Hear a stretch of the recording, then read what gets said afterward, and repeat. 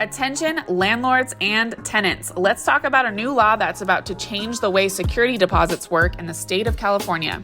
Starting July 1st, 2024, Assembly Bill 12, or AB 12, will limit the maximum security deposit a landlord can collect to 1 month's rent. This law applies to new security deposits obtained after July 1st, 2024, so existing deposits can remain as they are. This applies to both furnished and unfurnished properties, so the old rule allowing 3 months rent deposit for furnished units will be gone as of July 1st. And what about pet deposits? Pet deposits count towards your 1 month limit as well. There are a couple of exceptions.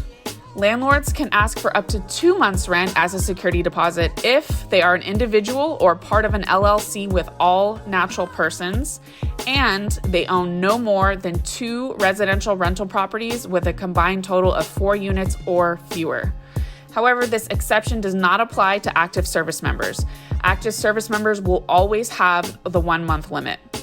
So let's recap the bottom line. AB 12 limits security deposits to 1 month's rent with specific exceptions for smaller landlords. This change applies from July 1st, 2024 onwards to all properties, furnished or not, and includes pet deposits. This isn't legal advice, so please consult an attorney if you need detailed guidance. Thank you for watching, and for more updates and tips, give us a follow and check out our blog at pillarrealestate.com. See you next time.